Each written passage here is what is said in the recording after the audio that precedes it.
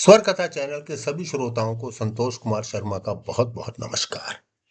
मित्रों, हमने पिछले 2 एपिसोड्स में शंकराचार्य जी के जीवन से कुछ घटनाओं का उल्लेख किया था। इस एपिसोड में भी एक ऐसी घटना जो केवल हृदय विदारक ही नहीं है बल्कि हमें कुछ सोचने पर मजबूर करती है, उसके विषय में आपसे चर्चा करूंगा। मेरे विद्वान पाठक जानते होंगे कि शंकराचार्य ने एक छोटी उम्र में संन्यास ले लिया था और उनकी मां विधवा थी।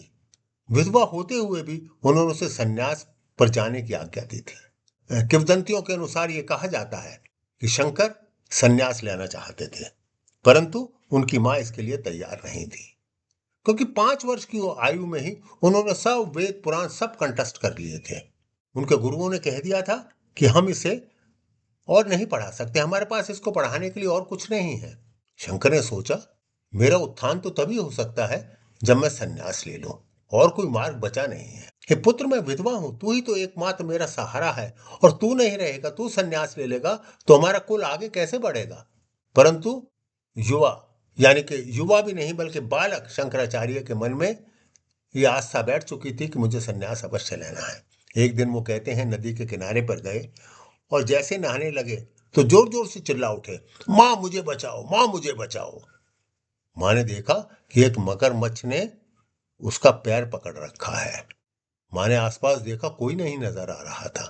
किसको पुकारती वो? तब शंकर ने कहा, हे मां, ये मगरमच्छ मुझे फौरन छोड़ देगा यदि तू इस कार्य के लिए तैयार हो जाए कि मुझे सन्यासी बनने की अनुमति दे दे। मां क्या करती? उसे अपने बच्चे की जीवन की रक्षा तो करनी थी।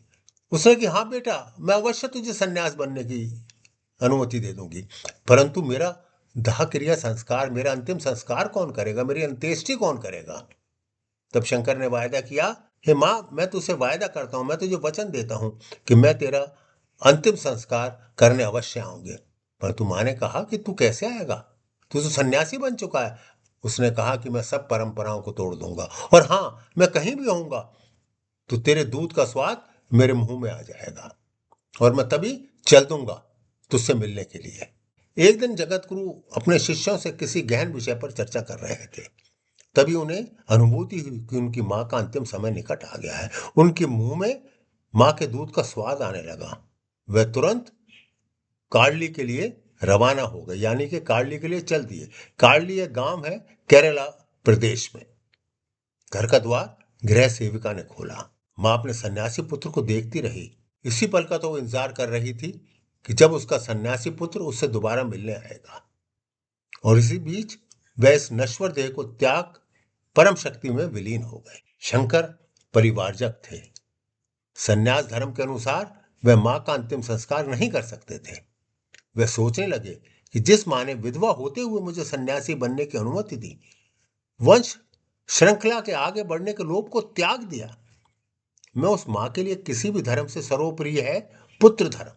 तभी गृह सेविका ने सूचना दी कि उसके सगोत्री नंबूदरी ब्राह्मण शास्त्रों के विरुद्ध शंकर को मां की अंत्येष्टि करने की अनुमति कदापि नहीं देंगे, क्योंकि यह शास्त्रों के विरुद्ध है। शंकर नहीं माने। उन्हें मां के साथ व्यतीत हुआ एक एक क्षण याद आने लगा, और उन्होंने मन ही मन में सोचा कि मेरी मां इसी क्षण का तो इंतजार कर रही थी। कब उसका अंतिम समय आएगा और कब उसका सन्यासी पुत्र उससे मिलने आएगा। वो तो मुझे देखने के लिए व्याकुल थी। वो तो मुझे देखने के लिए कितनी वर्षों से प्रतीक्षा कर रही थी। तो मैं अपना पुत्र धर्म अवश्य निभाऊंगा, चाहे समाज जो मर्जी कहे। उन्होंने समाज की परवाह नहीं की। शंकर ने किसी और ध्यान नहीं दिया। सगोत्रियों ने त्याग दिया तो त्याग दिया। अंतिम क्रिया के लिए सगोत्री इतने निष्ठुर हो गए कि उन्होंने लकड़ी व अग्नि देने से भी इंकार कर दिया। शंकर के पास कोई चारा नहीं था। वो अपनी मां को कैसे ले जाता? बहुत तेज वर्षा होने लगी थी। शंकर ने मां के शरीर के टुकड़े किए और घर के पीछे केले के पेड़ की छाल की शैया बनाई और योग शक्ति से अग्नि देवता का आवाहन किया। मित्रों, आप शायद जानते होंगे, कहते हैं कि केले के पेड़ की छाल ज्वलनशील नहीं होती, परंतु देखिए शंकर की शक्ति को। उन्होंने अपनी योग शक्ति से केले के पेड़ की छाल को भी ज्वलनशील बना दिया, और अग्नि में लपेटे उनकी मां संसार से विदा हो गई। सभी सगोत्री आज भी इस परंपरा को निभाते हैं कहते हैं कि नंबूदरी ब्राह्मण आज भी इस परंपरा को निभाते हैं और कार्डली में हर व्यक्ति जिनके घर में कोई निधन हो जाए तो उसको अंत्येष्टि उनके घर के सामने ही दी जाती है। शंकर बहुत ही प्यार करते थे अपनी माँ से। मेरे विद्वान साथी जानते होंगे कि शंकर ने अपनी माँ के खातिर नदी का रुख भी मोड़ दिया था, क्योंकि उनकी माँ को रोज शिवलिंग पर जल चढ़ाने जाना होता था। उससे पहले वो नदी में स्नान करने जाती थी और नदी उनके घर से बहुत दूर थी। शंकर ने नदी का बहाव मोड़ दिया और नदी उनके घर के पास से बहने लगी, जिससे उसकी माँ को अधिक दूर तक यात्रा नहीं करनी पड़ती थी। माँ की मृत्यु के पश्चात शंकर को बहुत दुख हुआ। अपनी माँ के निधन के बाद शंकर ने 5 श्लोकों का एक स्तोत्र लिखा, जिसे मातृ पंचकम कहा जाता है। इसमें उन्होंने अपने माँ के प्रति गहरी करुणा और पश्चाताप व्यक्त किया। संन्यास के कारण वे पुत्र धर्म पूरी तरह निभा नहीं पाए। यह मातृ पंचकर्म मैं आप लोगों के लिए प्रस्तुत कर रहा हूं। मैं संस्कृत तो नहीं जानता, परंतु उसका अनुवाद जरूर आपको बता रहा हूं। पहला श्लोक का अर्थ है, गर्भ की पीड़ा सहकर जीवन दिया मुझे माने, उस ऋण को मैं कब चुका पाऊं, यह सोच व्यथित रहता हूं। अपने अमृत समान स्तन से पोषित किया तन मन मेरा, वह उपकार अनंत है जिसका प्रतिदान असंभव है। शेषव में आंसुओं से भीगी बार बार मुझे आलिंगन देती, उस स्नेह स्पर्श की स्मृति आज भी हृदय को द्रवित करती। माँ ने त्याग किया अनगणित, सुख स्वपन सब छोड़ दिए, पर मैं सन्यासी पुत्र उनके अंतिम क्षणों में साथ न रह सका। माँ के चरण कमलों में ही मोक्ष का सच्चा मार्ग है, उनकी सेवा से ही शुद्धि, अन्य कोई उपाय नहीं। प्रथम श्लोक का भावार्थ है, माँ ने गर्भधारण और प्रसव की पीड़ा सहकर मुझे जन्म दिया। द्वितीय श्लोक में उन्होंने कहा, माँ ने अपने दूध से मेरा पालन किया जो जीवन दायिनी है।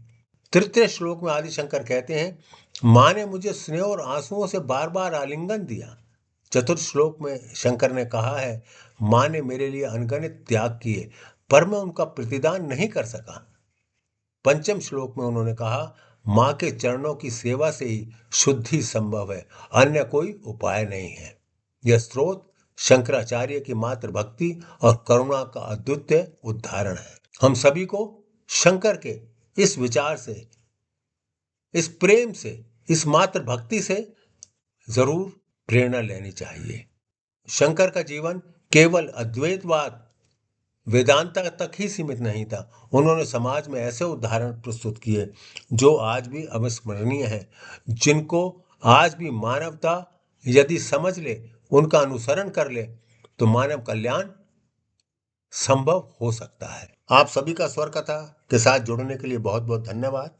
आपसे निवेदन है कि इस प्रस्तुति को यदि आपको पसंद आई है तो लाइक कीजिए और अपने कमेंट्स अवश्य दीजिए, जिससे हम प्रेरणा पा सकें, और यदि हमारे अंदर कोई त्रुटि रह गई है तो उसका निवारण भी हम कर सकें। आपका एक बार पुनः बहुत बहुत धन्यवाद। अगले एपिसोड में फिर मिलेंगे शंकर के जीवन से कुछ और घटनाओं के बारे में चर्चा करने के लिए।